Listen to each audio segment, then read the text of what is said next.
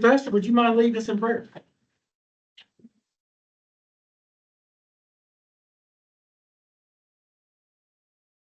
I thank you tonight, God, for these, your servants, our mayor, our city manager, our city staff, and our city council members. I give thanks for the way of service they have chosen to take up on behalf of all of us here. We all come to this room tonight as complex human beings, carrying burdens, carrying joy and hope, trusting that you alone can hold us together, oh God, in your love and peace. Help us, Lord, to trust you more than our fears and our wounds and even our accomplishments. May we lean on your everlasting arms tonight. I pray these things in your Son's name. Amen. Amen. All right. I pledge allegiance to the flag of the United States of America, and to the republic for which it stands, one nation, under God, indivisible, with liberty and justice for all. Honor the Texas flag. Pledge allegiance to thee, Texas, one state, under God, one and indivisible. All right. Let's move on. All right, announcements from mayor and council. You can see what's coming up mid-May. Got a lot going on. I'll let you read it for yourself. The one I'd like to draw your attention to is May 8th, that council meeting. We have the countywide mayor's dinner that night in Bridgeport at the community center. And I'd like to ask council if you agree we can just cancel that meeting. Because I think it'd be a mess trying to get everybody's schedules realigned, the stars to line up. All right, thank you. We will move forward with the next city council meeting on, what is it, May 22nd. All right. Does, are there any announcements? Oh, I did, didn't I? I am so sorry. I did. Brooke, do we have any public comments? No, sir. I am so sorry. I did skip it. Do we have any announcements from council? I just have a question about the monthly staff reports, and we haven't seen it. Are we going to wait from that? We haven't seen it in a month, so. Can we hold that till we get to that section, ma'am, and then I'll bring it up? Sure. Okay. If there's no announcements from council, let's move down to monthly staff reports and board minutes. Mayor, I think we missed consent agenda. Oh, we did. Yes, sir. No, I'm just doing good today. All right, under the consent agenda, do I have a motion to approve the consent agenda?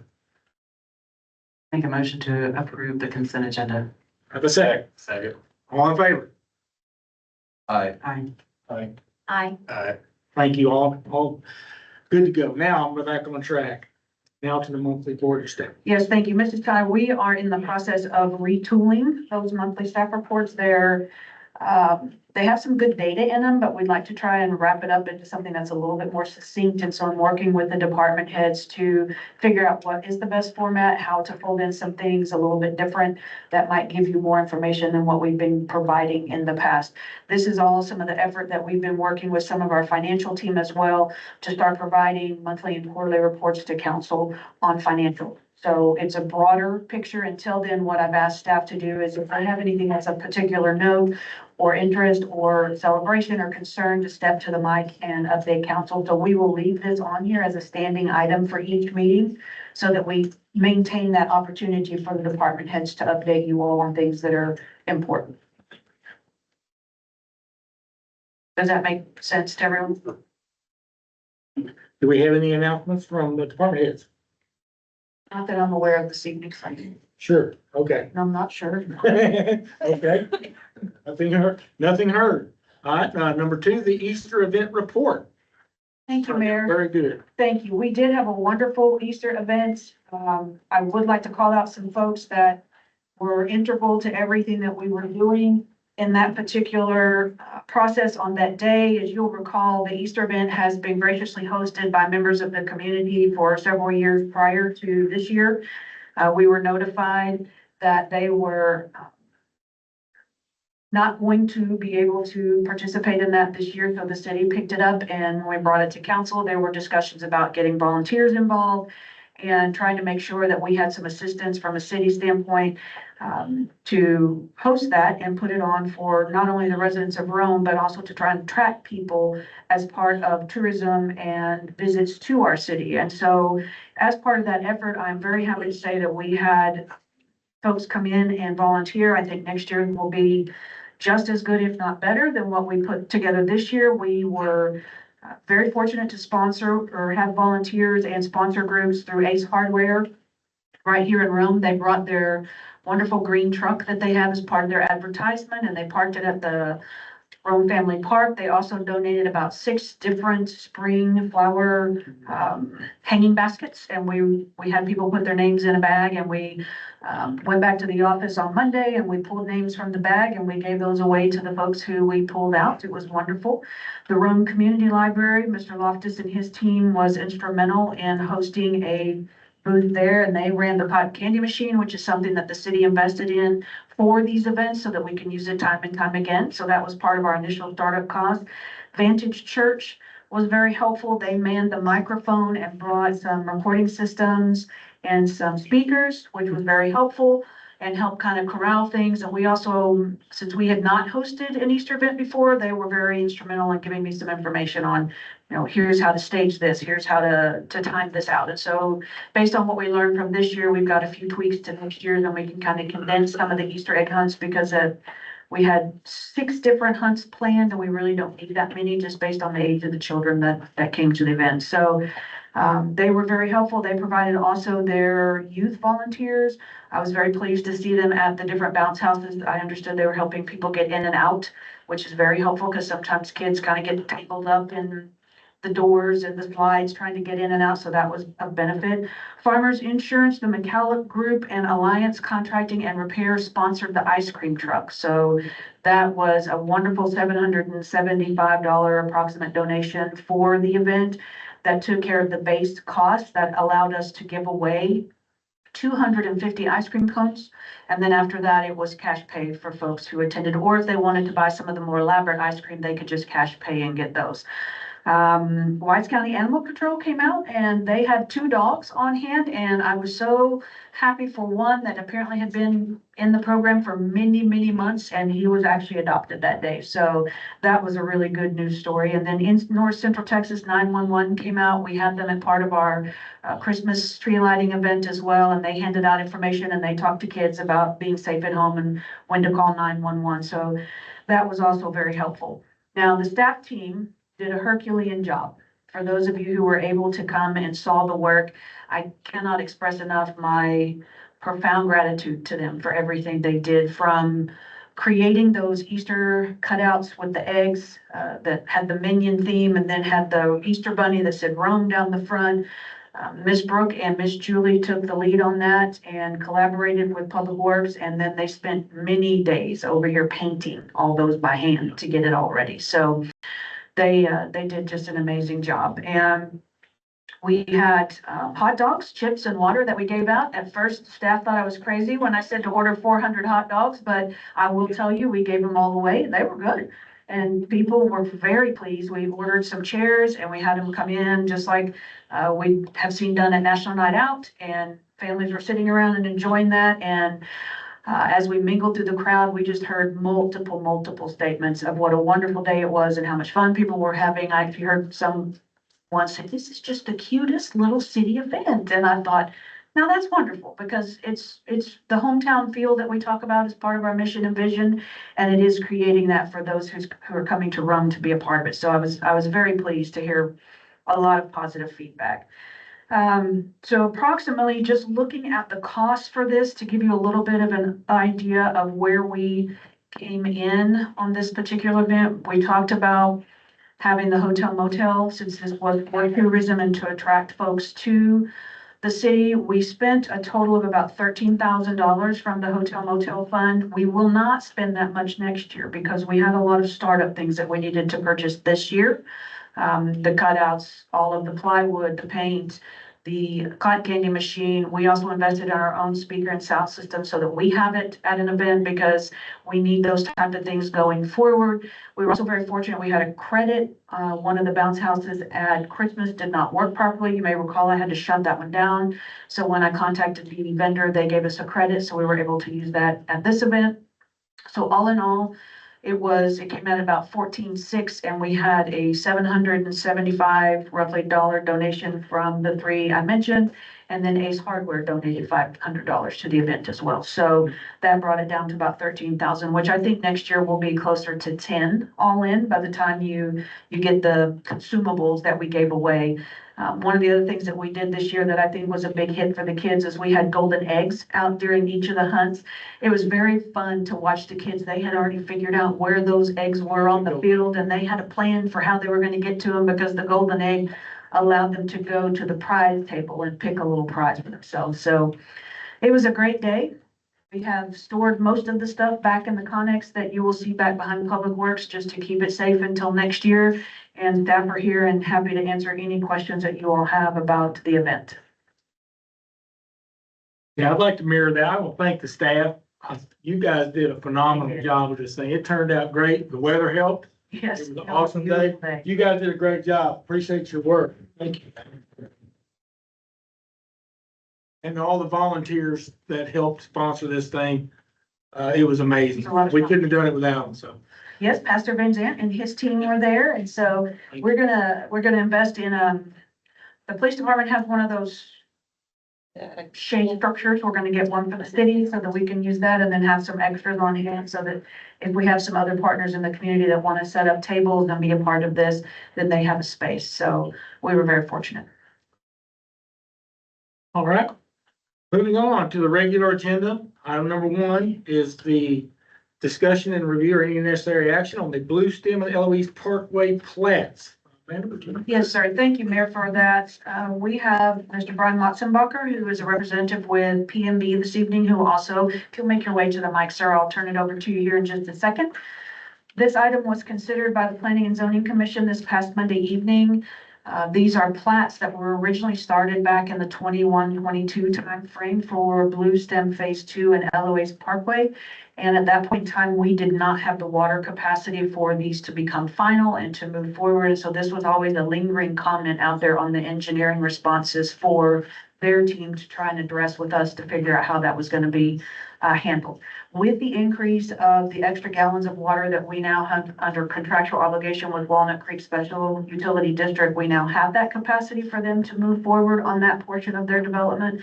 And so these plats are coming forward, have been reviewed by your engineer and have been approved or recommended for approval by planning and zoning. So Brian, I'll turn it over to you. Thank you.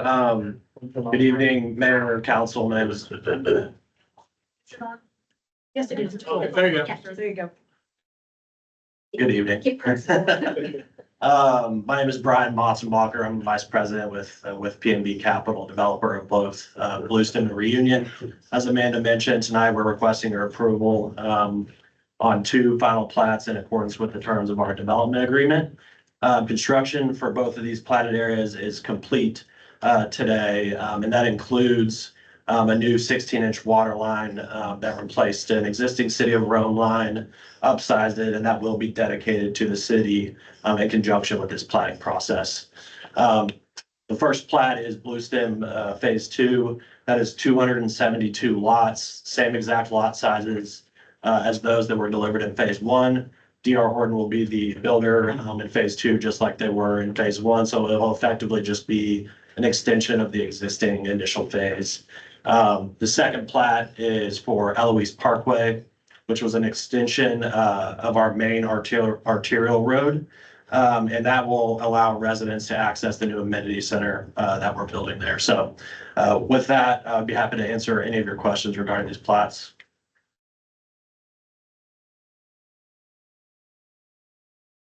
Who picked the builder? We did. And can you say why that, there's not a really good reputation there? We're aware we have partnered with them in other communities across DFW, had that concern initially, but we're able to work through it with them. And so they remain a large partner of ours to this day. We haven't seen any of the significant issues that maybe grab national It headlines. takes about 4 or 5 years but just remember what you guys do affects the rest of us.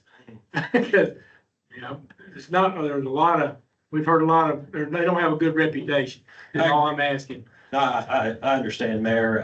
I think one of the other reasons we like to partner with them, and, you know, this is a double-edged sword, but, you know, they are able to provide pricing for buyers, entry-level folks who might not otherwise be able to purchase homes. And so we think that, you know, that's ultimately a benefit, for the project as a whole. One of the things I'd also like to bring to your attention is we do have the city inspector go out and take a look. Correct. In some of the D.R. Horton developments, any developers, developments that are in an unincorporated area, at times that doesn't occur. I mean, I've talked to the city of Boyd about this very issue, and they also have their inspectors go out and look through their development, and they haven't had any issues with the D.R. Horton component there in Boyd. So I do think that brings an extra level of caring, concern, and standard to the development. And I wasn't sure if council was aware that that is part of the development agreement that we have with Correct. PMB. Council have any further questions? Sir, thank you. Thank you Appreciate very much. coming. All right, do I have a motion at this time? I make a motion to accept the plats for Blue Stem Phase 2 and Eloise Parkway. Have a second. I think, All right, all in favor? Aye. I, Aye. Aye. Aye. Motion carries. Thank you.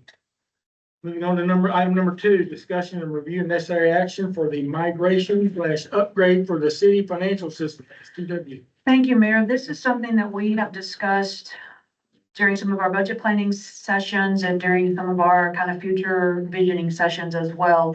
You will recall, and Ray, if you wouldn't mind stepping up to the microphone, we will pull up your presentation, sir.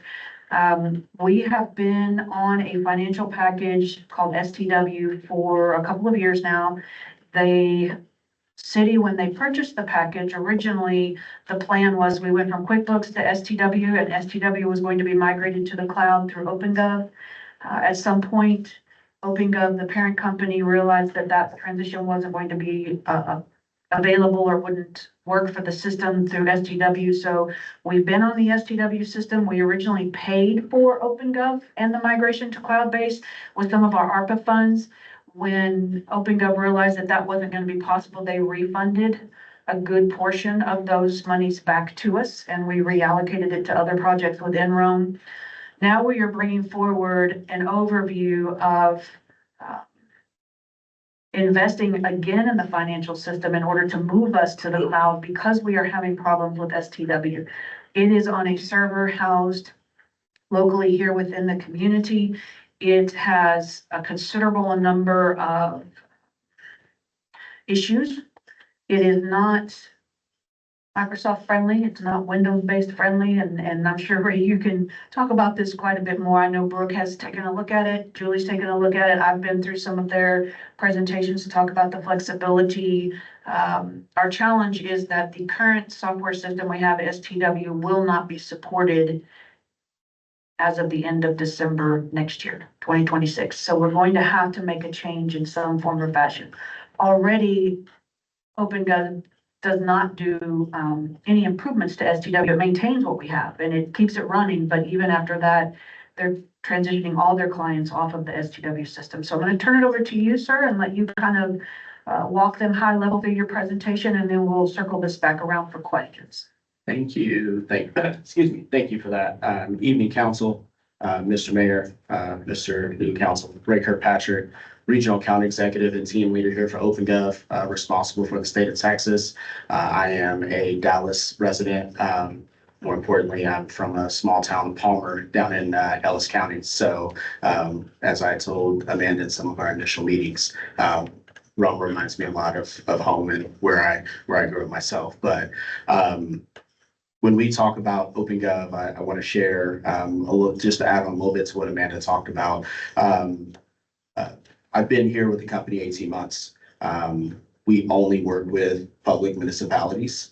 They are our specialty, they are our focus, and for us, anytime we work with a customer, this is a personal investment for the city. These are citizens' dollars, and we understand that, and that's a priority. I was not here during the initial contract, and as I told Mr. Gann in our conversations, that does not alleviate the responsibilities I have to speak on behalf of the company. So I want to make sure that I explain that well, make sure I go through that. From a conversation standpoint, I just want to give a little bit of a background in addition to what Amanda stated. The OpenGov or STW was purchased by OpenGov. OpenGov is a completely cloud-based organization based in San Francisco with our financial management software being STW, being on the back of STW.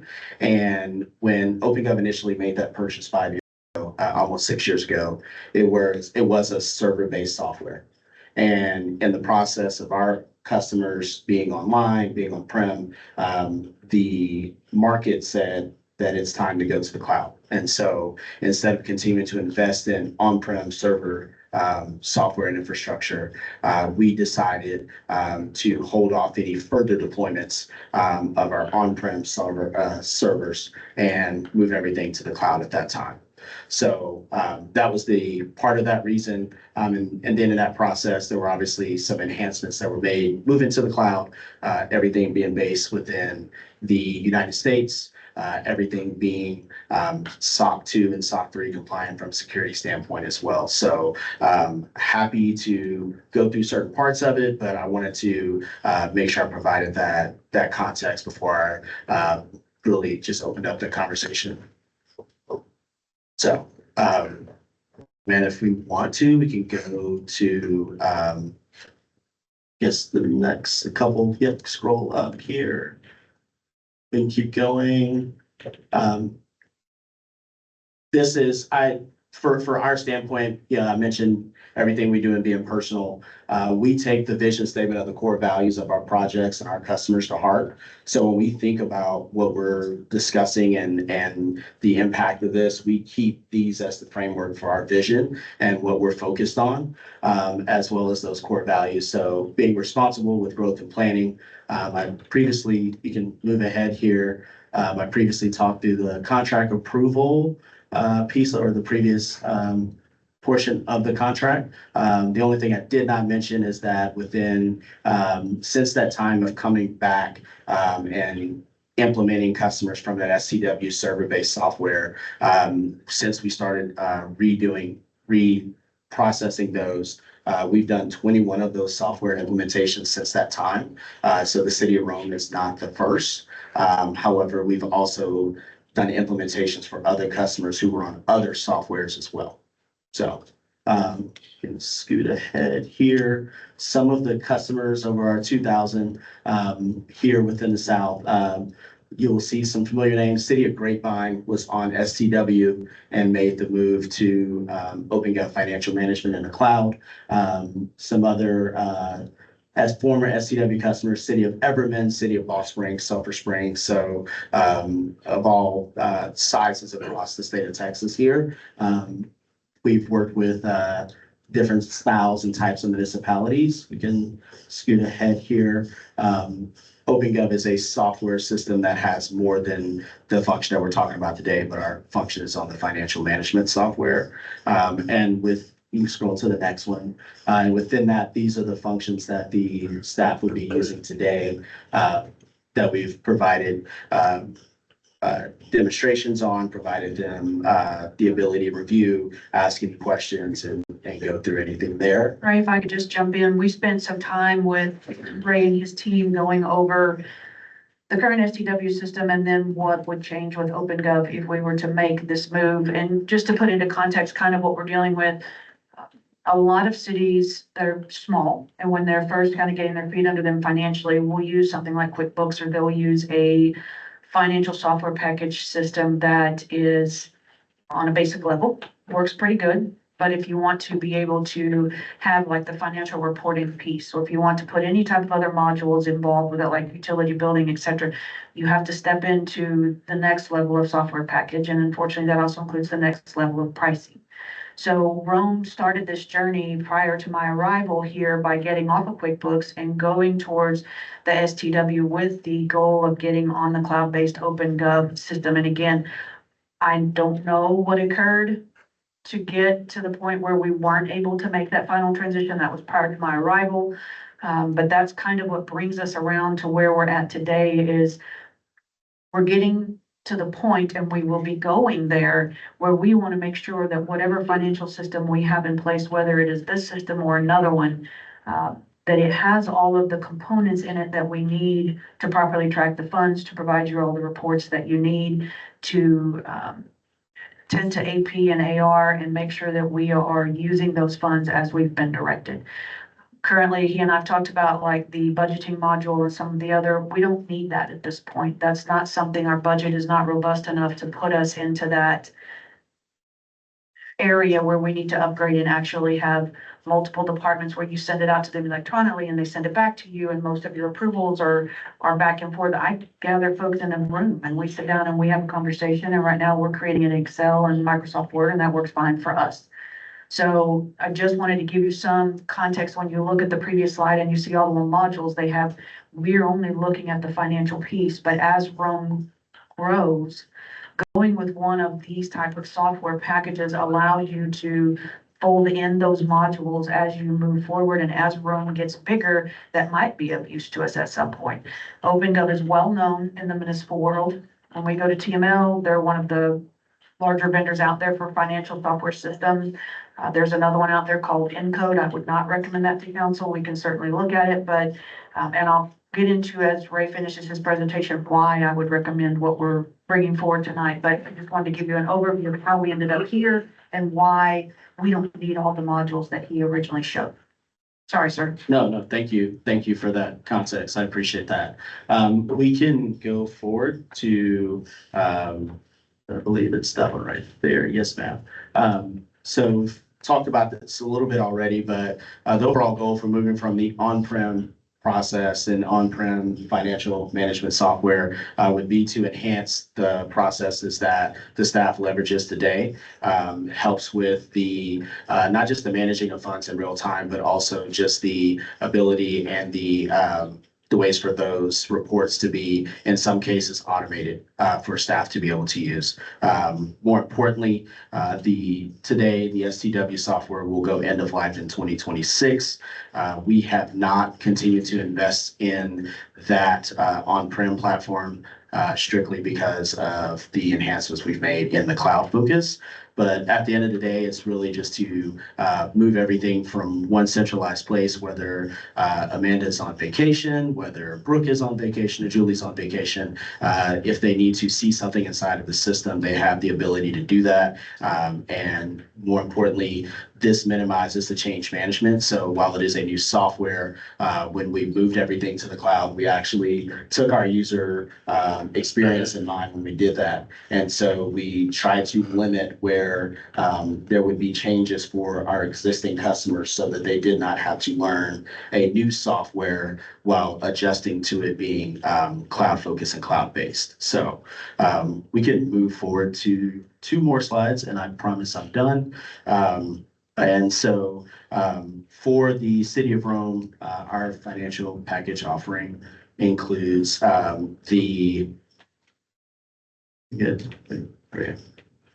it includes the financial management software that we talked about with those features and functionalities. It includes the use of utility billing as well as payroll, which was on the on-prem server as well. Within that, that carries a yearly cost of $44,793. In the first year of this contract, we actually prorated this so that the city would only be responsible for using the month of May, starting with the month of May and just prorating it through the end of the fiscal year. So that would be five months. And so that cost being the software cost at that point being $18,664.47.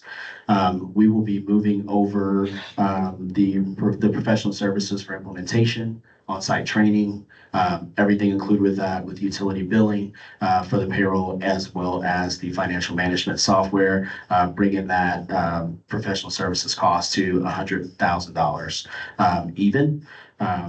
we will be leveraging, as well as, more importantly, some of our team that is based here within the Dallas-Fort Worth area out of Plano, Texas, where our office is, locally. We will be leveraging them to minimize that travel and expense costs that would normally be incurred with some of our out-of-state customers. We are leveraging our teams here to keep those costs down in respect for the contract that did not get signed last time, but more importantly, as a sign of putting Texas first, which is my care because I'm a Texan as well. So I just want to pause there.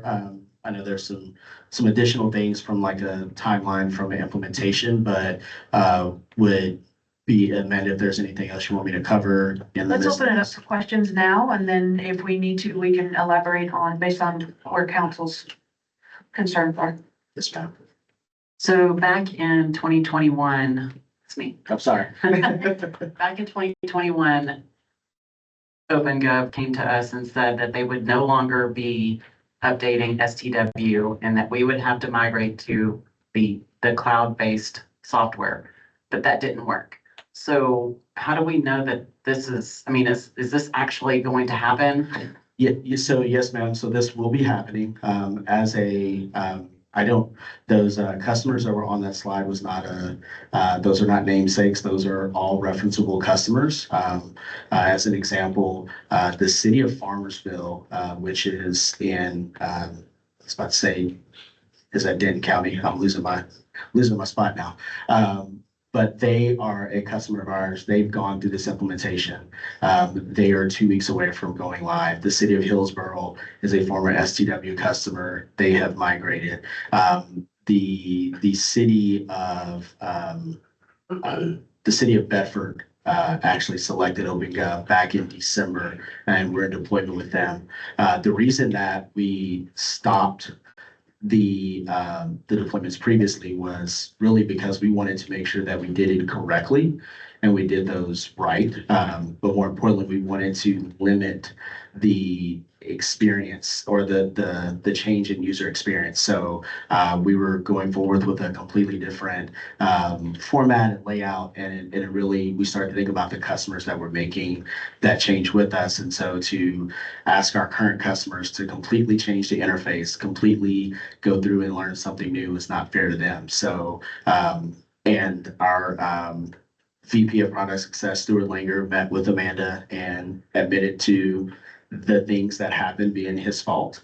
And he, flat out was, he wanted to make sure that our customers were put first, given the fact that this happened. So this would happen. This would be a live project, and we have the implementation project timeline included in the presentation to share that, as well as within the statement of work.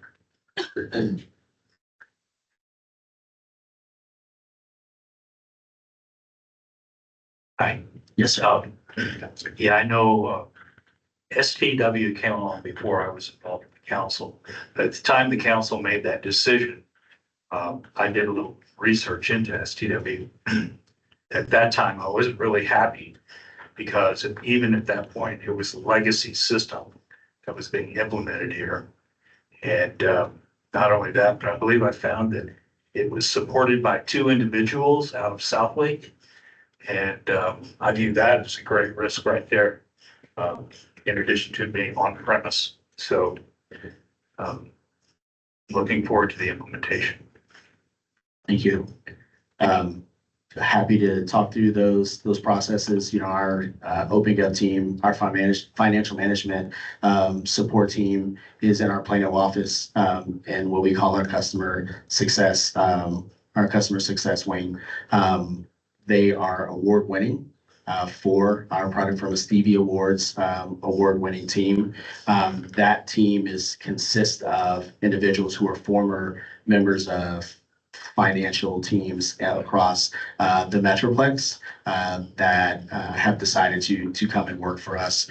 And so we take these projects seriously. There will be, in addition to training that happens in the midst of the implementation, there are opportunities to do ongoing training as well for the staff. As an example, the city of Grapevine is hosting our financial management user group.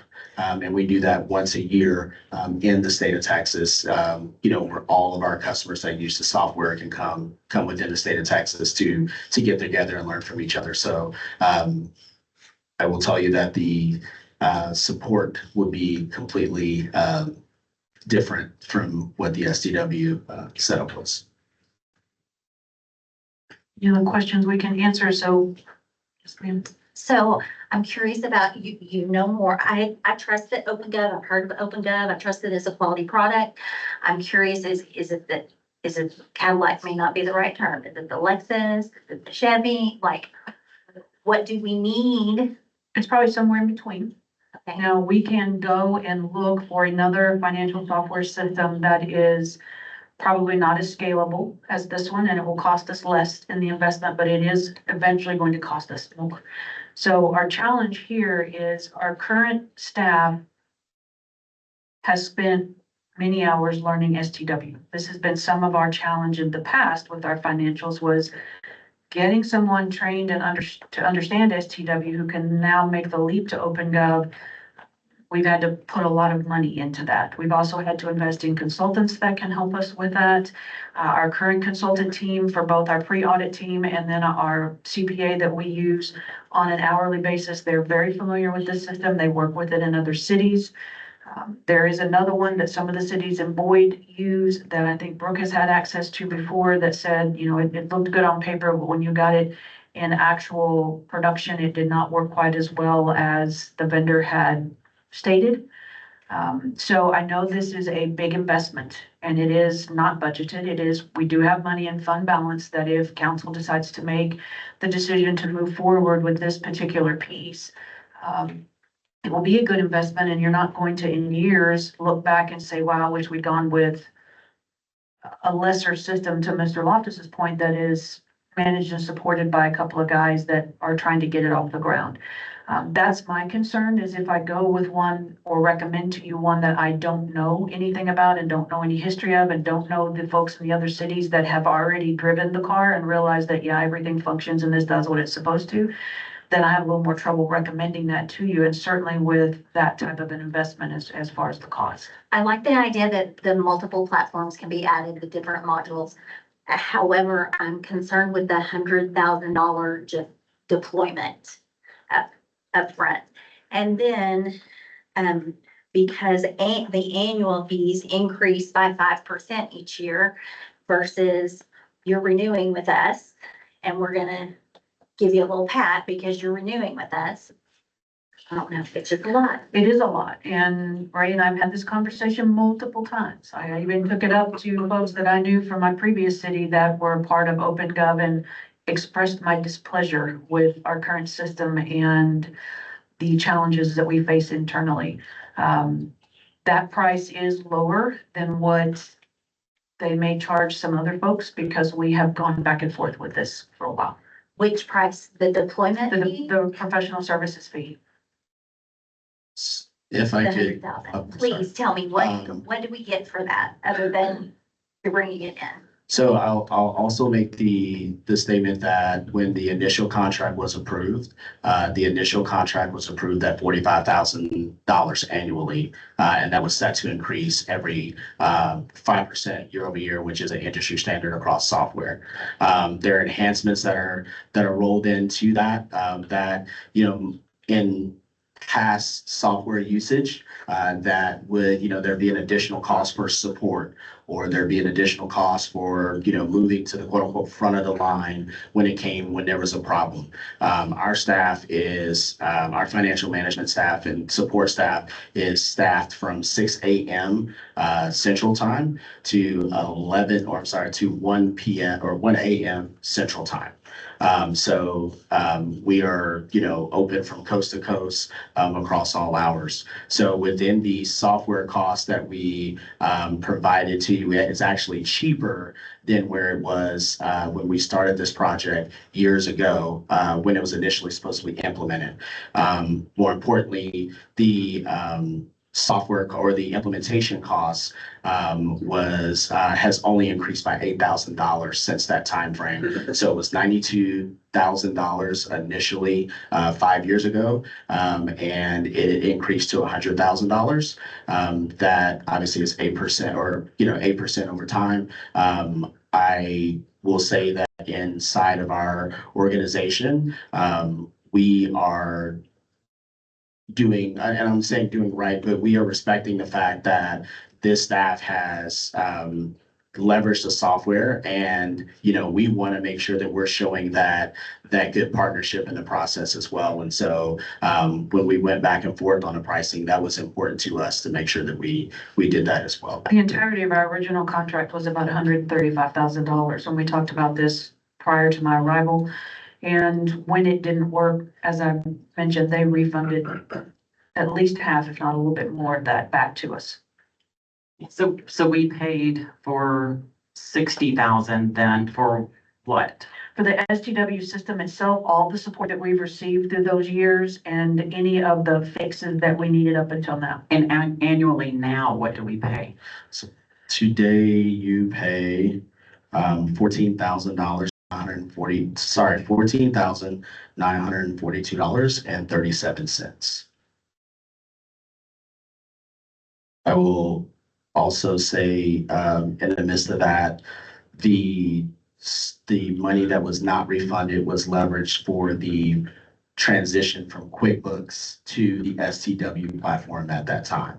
So it wasn't just we didn't give any money back, or it wasn't that we didn't, we said we can't do this and we walked away. It was actually used, or I don't know who made the decision, but the decision was made to actually keep the cost where it was, and more importantly, to leverage the funds that were there to pay for that purchase. So I'm still not sure what exactly, like how many hours of support does custom deployment that cost $100,000?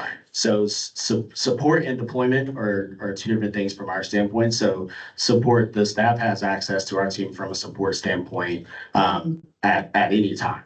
Between, it's not limited to 8 to 5 local or anything of that nature. When we're open and when we're have people there, that support offering is there. More importantly, in addition to that, with going into the cloud, there are other help menus and self-guidance and things like that have been leveraged as well, because sometimes those may be a simple question or a simple answer to the question that a how-to guide can help provide, that's not available on-prem in the server-based software. From a deployment standpoint, the project is done when it's done. And when we say that, we have agreed to implement the general ledger, the accounts payable, accounts receivable, cash receipts, bank reconciliation, the utility billing, and the payroll.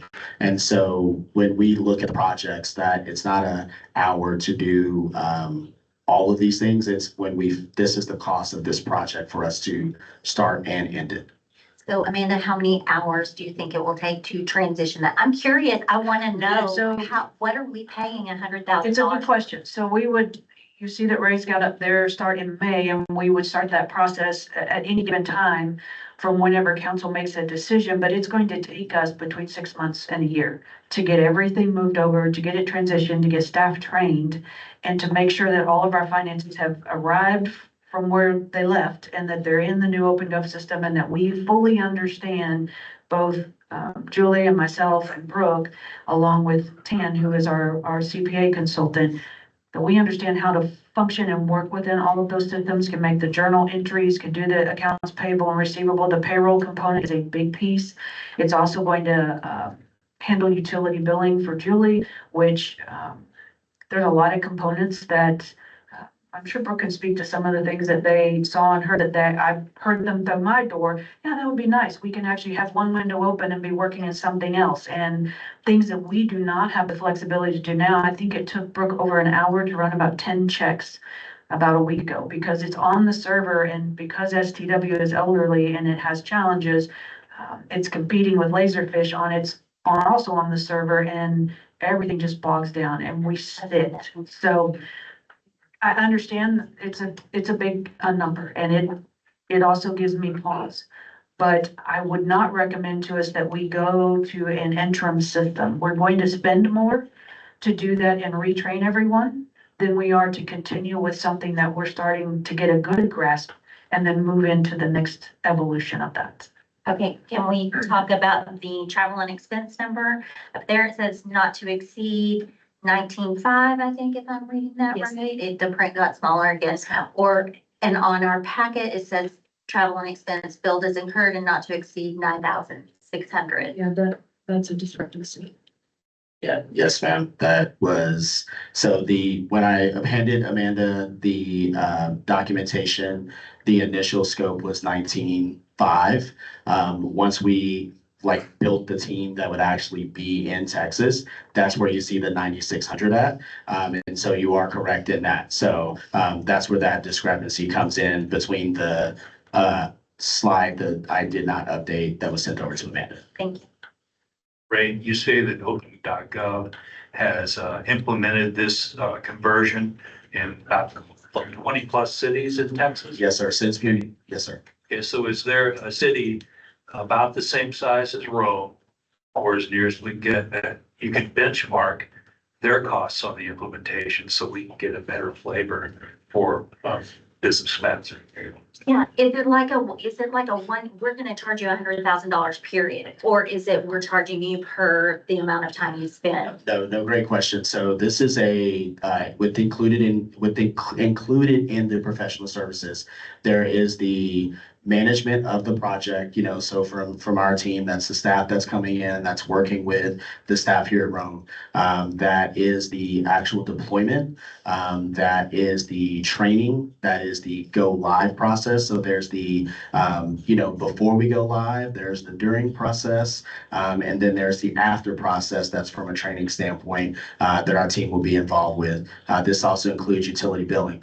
I will also say that from a cost perspective, what the city of Rome is paying compared to some other customers that have made this transition, it would not be fair to share that information, but I will tell you that if you looked and saw some of the other deployments have been, the city of Rome would not be paying in implementation what others have paid.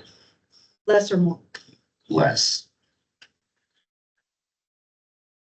In my experience, an implementation, you can come in here, your company can come in here and implement all you want.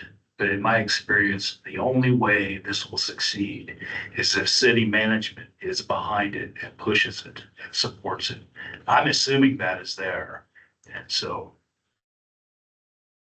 Yes, I'm in agreement with you. I want something that will help y'all, make it easier for y'all.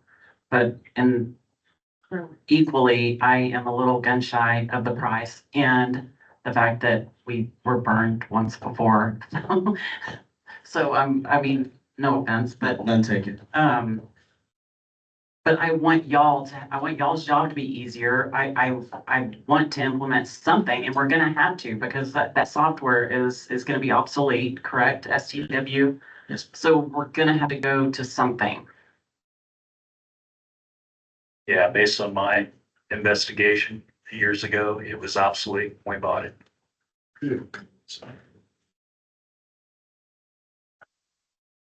The ease on the system, one of the big things that I noticed whenever we were shown the difference in what we're going into and what we have now is the availability of having multiple tabs open. Right now, if I'm in cash receipting and I need to go into general ledger, I have to back completely up just to go see what this account code is for anything. And then I have to back all the way back out of that and to get back into what I was doing. And it's a lot of repetitive, and that's helped me learn the system, but it takes a lot of time to do that. And then because the system's just becoming obsolete, we were going through tax season, I was getting support that they didn't know because they're not trained on the old system. So the longer we go with this, I'm gonna receive less and less support because they don't know it anymore.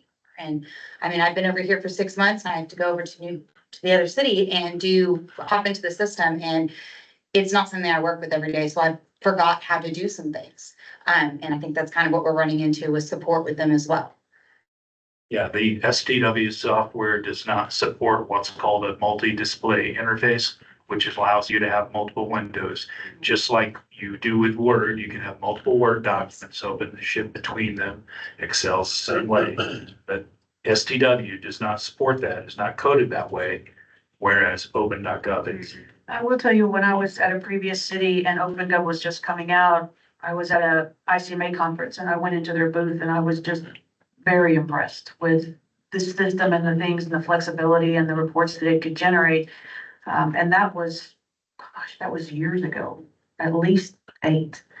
And while no finance system makes complete and total sense to anyone unless you're a CPA and that's all you do is spending it all day, this is one of the big 2 that I know of, and I will not recommend the other one to you.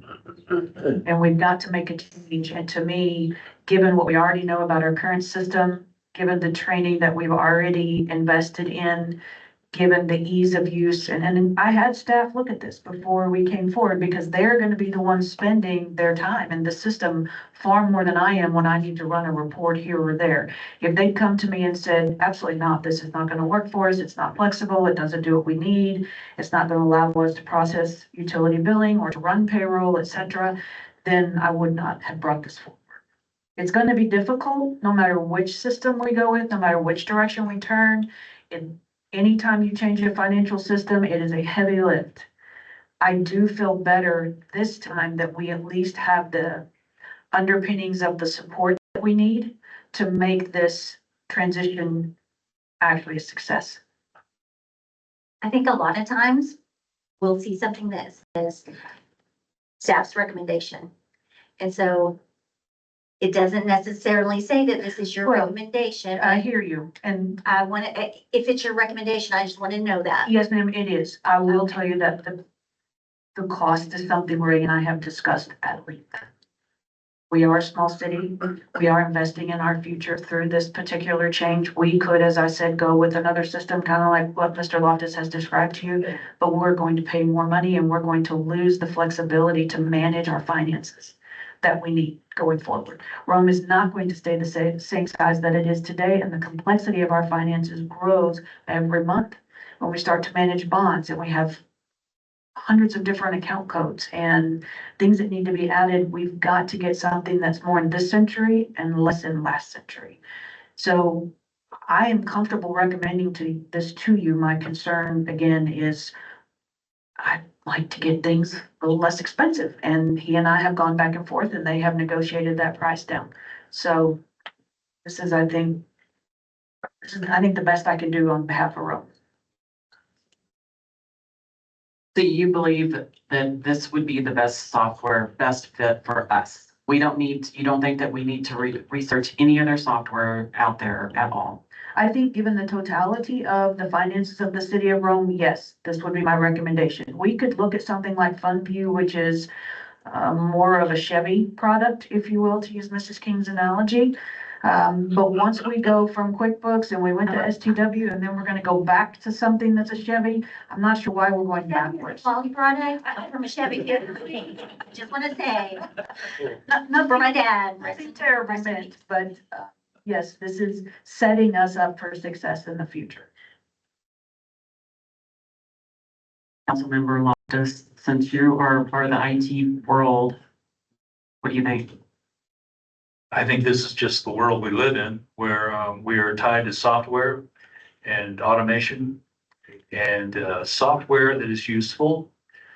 It will always change, and it will always grow into some other functionality. And we're just always going to have an expensive software. That's what it comes down to. And STW is a legacy product, and it is not going to fill our needs going forward. So OpenGov, what we're looking at will have nothing to do with STW.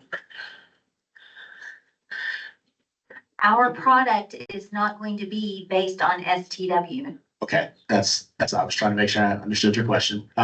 So STW is You can think of it as like the disk you put in the machine. And OpenGov would be the equivalent to you getting the code, buying the code, scratching off and putting it in your phone. So it would be completely cloud-based in that capacity. That must be a young person's reference, so Thank you. it is a step up from, a vast step up from what we have now. The flexibility that OpenGov, while if you look at STW and you look at OpenGov, you're going to see some similarities in layout, in functions, et cetera. But this is a move into a much more powerful product, and one that you saw the cities that they are currently supporting and that have moved from STW into the OpenGov platform, and those cities are growing. Northlake, Grapevine is well established. Some of all of these others, they're already making this transition to this type of software. As I mentioned, the other platform I know of is called Encode. They also have court software, utility billing, and other things. I have worked in that system before. I find them to be terribly inflexible, and I find them to charge you almost every time you pick up the phone. And to me, that is not cost effective. It's not flexible. I can't get the data out, and it's my data. I want to be able to get it out and give it to you all. So I will not recommend Encode to you. That's certain. I can certainly research that for you all if you want to know, but I almost 100% will tell you it will come in higher than this cost. I think that's, Ray. Sir. Other cities that have implemented open.gov, do they typically have redundant communications into their facilities? Are you referring to like from a data center perspective? No, for instance, I know we have a single path to the internet to our city hall. And say, add on like a Starlink or something like that for redundant communications in case one would fail. I would not know the answer to that question. That's, if that's something like that's occurring, it's normally working with our implementation team. I can't ask. I do understand that given where the city of Rome is located, you want to make sure that access is available to the system and that, the staff has access to use it regardless of. Yeah, that's the risk going to the cloud. If you Yeah. lose your communication, you're not going to be doing any work. That is correct. I can definitely ask that question. I'm not, I don't know the answer, unfortunately. I'm sorry about that. Me again. Okay, so exhibit 2 has financials, hardware and technical requirements. So where are we in terms of the stuff? The computers, the tablets, other devices, We should printers. have all of that. We recently invested in laptops for the majority of all of our staff so that they can basically work wherever they need to. Fulcrum is a great partner for us that is helping to enhance our security measures, our accessibility, our VPN access, et cetera. I'm not worried about that piece. This is just another fold in. And now that we've made the decision to move Laserfish to the cloud, if council goes this direction with OpenGov, everything we have will be in the cloud. And we will have all of the backups in order based on some of the conversations that we've had here and as well as with Mr. Loftus. We will need to address the redundancy issue on internet, especially once we move into the new building and determine what that looks like, but that's a separate component. I just don't want us to say that we're ready to use the software. Okay, we'll go with that. And then we need another 50 grand in hardware. No, No, ma'am. So. Yeah, I actually view the hardware as a separate thing. It is normal process for every 3 years for you to go through a hardware refresh. And it should be programmed into your budget. And so, we might get away going 4 or 5 years, but the typical process is refresh about every 3 years. and just to be clear on implementation time, we would be working with them from whenever council gives direction until the beginning of a good break period. For us, it would be October 1. It will take us that long to get implementation and things done because last time we changed at the end of a fiscal year, mid-month, and we will never do that again. It's So- also not our recommendation. Just going back to the technical, requirements, Councilwoman King, you will notice that most of those items are files, not necessarily items. And so those are things that the staff has access to. The only thing that may be needed is if a printer, may be wanted by someone to print something, different or to run a check or some of that nature. So those are the only, costs, and those costs would be incurred, obviously, at the city's discretion.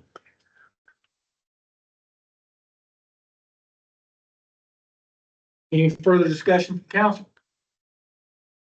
Do you have a motion to give direction to staff? I make a motion to direct staff to move forward with the migration to OpenGov cloud-based solution. A second. All right, motion and second. All in favor? Aye. Aye. I, Aye. Motion carries. Thank you very much. Thank you. Thank you. All right, moving on to agenda item number 3, discussion, review, and action for Yes. budget amendment for the city planner. I don't know what. Thank you, Mayor. This is an item that I would like to bring forward this evening as well.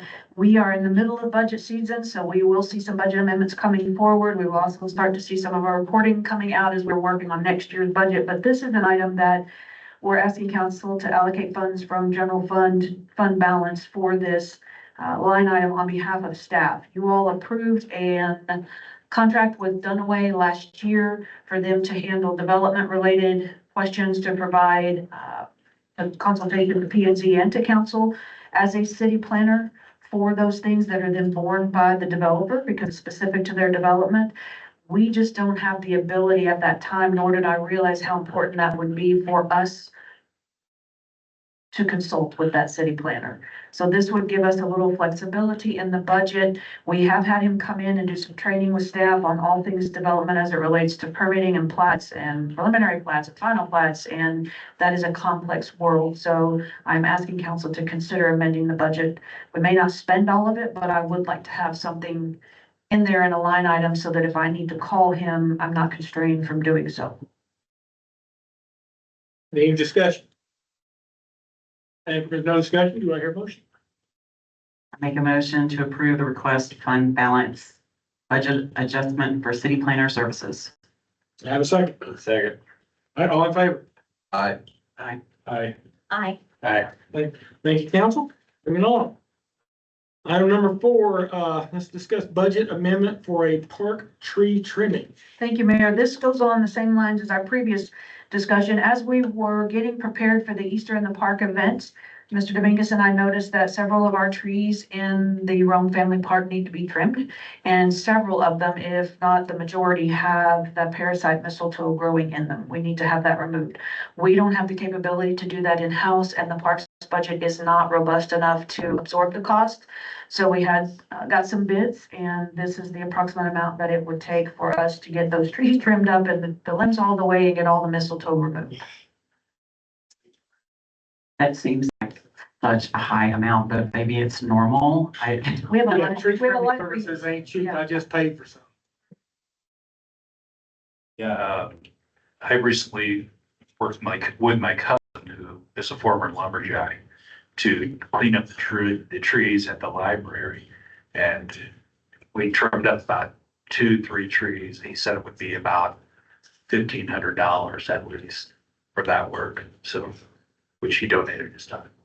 Because the mistletoe will eventually kill the tree, and we don't have a young person to climb up and go monkey through the tree with a chainsaw or snippers to get it out. That's why it costs so much. That the insurance. Yes, sir, that would The love. open us up to some liabilities. We don't need any public works staff suffering, but these are the bids we've received. We have a lot of trees in that park, and I will tell you, after Easter in the park and being able to put the kids in the back under the trees to hunt the eggs, we definitely want to maintain all of those to the best of our ability. To replace them will take years for them to regrow. Yes, sir. Hey, Sue.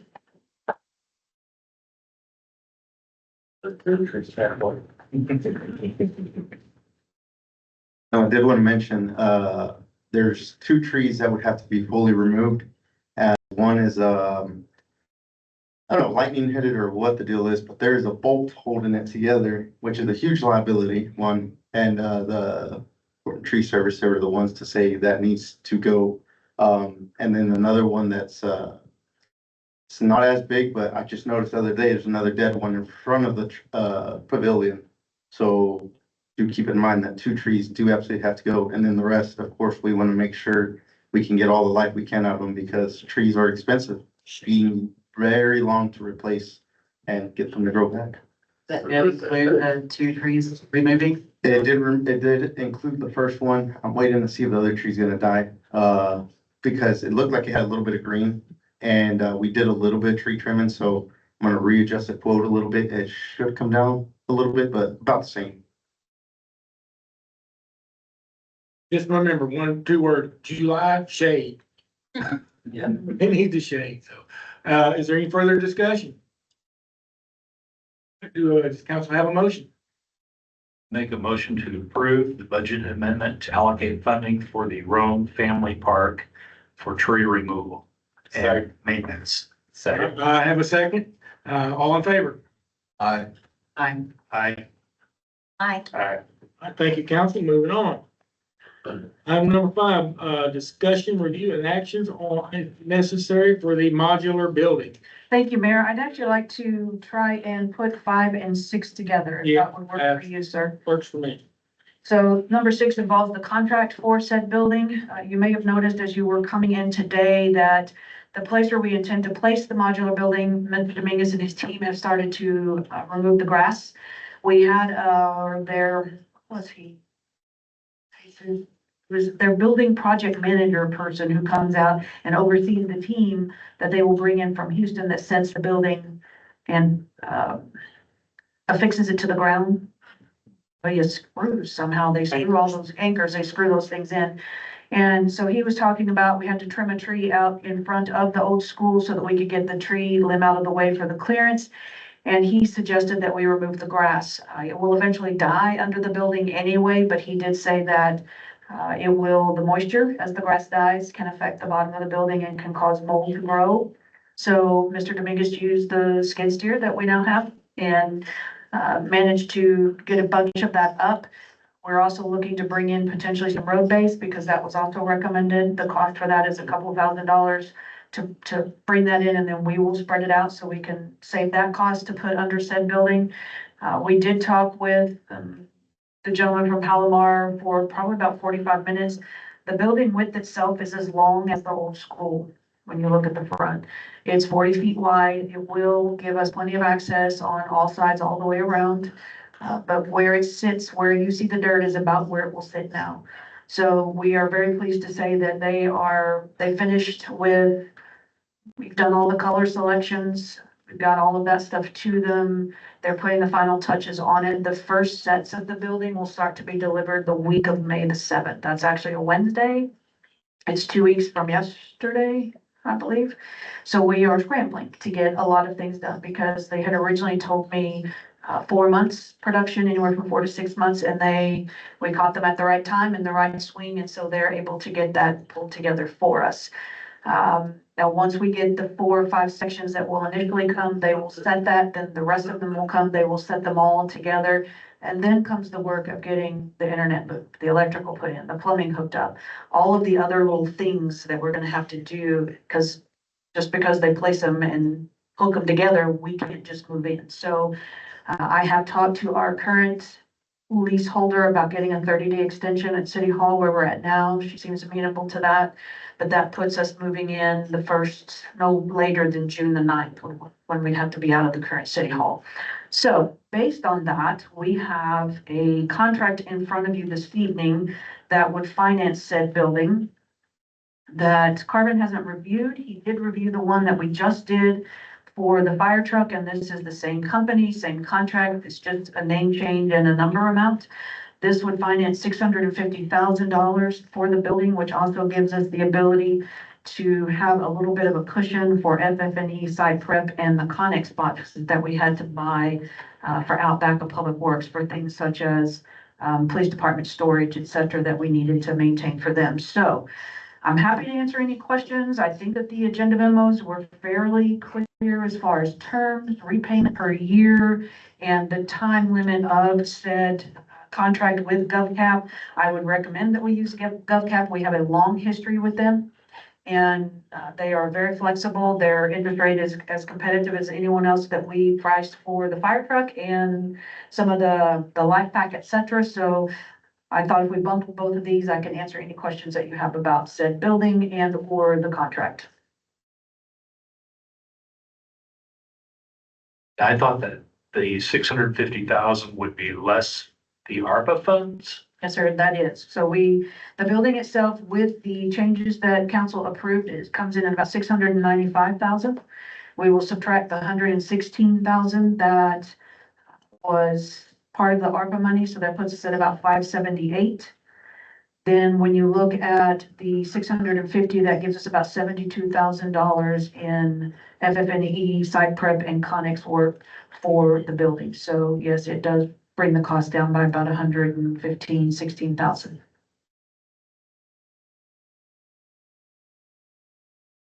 And I was, FF&E furniture, fixtures and equipment. So we do have, we've got a lot of offices in there. We have a lot of furniture that has been well loved over the years and needs to be replaced.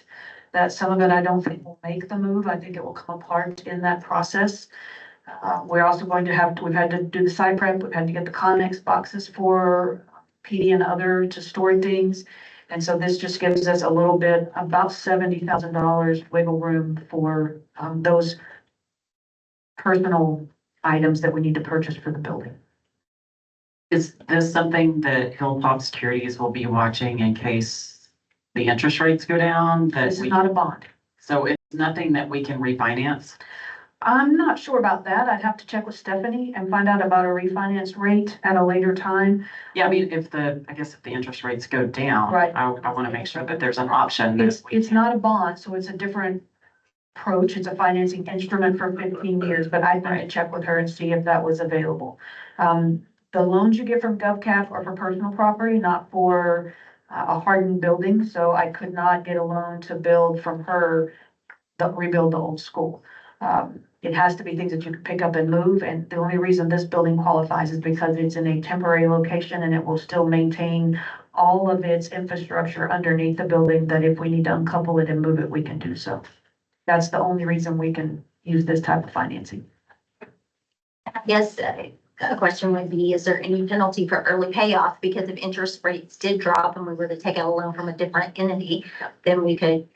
And Stephanie wasn't available here. She had a conflict for tonight, but I don't believe there's an issue with early refinance, or excuse me, early payoff on this. One of the things that we've talked about is we actually have enough money in fund balance to pay cash for this. We determined we wanted to maintain that reserve and make sure our fund balance was healthy. And then by the time we do not pay the lease on City Hall, we do not pay the upkeep on the police department and some of these others, and we consolidate electrical and all of the other stuff in one spot, it's going to pay for a good chunk of this building Pay each for year. itself. And I think also building out the infrastructure for this building, seems like that effort could be reused if the old school was ever rehabbed. I mean, to be. It's in the same proximity, so it makes sense to follow that line of reasoning. All right, any further discussion? If not, do I hear a motion from council? I make a motion to approve the contract with Government Capital not to exceed $650,000 for the financing of the modular building pending legal review. I do have a second. Second. Motion and second, all in favor? Aye. Aye. Aye. Aye. Thank you, council. All right. On to the next, we have a legislative update. We have some good news to share so far. Mayor, do you want to do that? Well, I can. Yeah, Recently this week, one of our Senate bill for the Wise County Regional Water District, which we've all been lobbying our representatives to pass, passed through the Senate and through the Senate committee. It's now going to the House and to the House Rural Affairs Committee. And if we can get them guys to pass it, which we've already been calling them left and right to get it out of that committee, we can get a vote on it. It looks good. So far, so good. When we get the Senate recommended putting it on the local track, which means they get a stack of bills, which everybody supports and there's not gonna be any opposition, and they just approve them. So that'll help get it approved quicker and we can get started with this water district. So far, so good. It's been a long fight with a lot of hiccups, but so far we have good news. With no amendments from the developers. We had, two amendments, which were, we were working with the developers, because, hey, they live here and they're gonna be a customer. So we made some minor adjustments, but we never compromised our language for our district. We are not giving away the cow with this, so, but we're willing to work with people, so. I think we got a agreeable bill. I believe it's gonna pass through, so. When the governor signs it, I'll be happy, but we have all the mayors in Wise County and all the elected officials are pushing for this thing and going to Austin lobbying for it. So hopefully we'll get that and we can start working on fixing our water problems. So we didn't have to concede the No. number of seats to the water board that they. No. That was something we did not do, so. But again, this is something we got to do. If we don't do something now to guarantee we have a plentiful supply of fresh water, the aquifer is gonna go dry, and then all the houses getting built are gonna be left. Who's gonna fix it for them? If it goes dry, then we're gonna need water. So I think this is a good thing. I think everybody supports it, and once we get it established, we can start working on long-range plans. Y'all got any questions about it? Well, at this time, do I have a motion to adjourn? I make the motion to adjourn. Do I have a second? Second. All in favor? Aye. I. Thank you, guys. We'll see you, the second meeting in May. Remember, the May 8th meeting is canceled for the mayors. Thank you.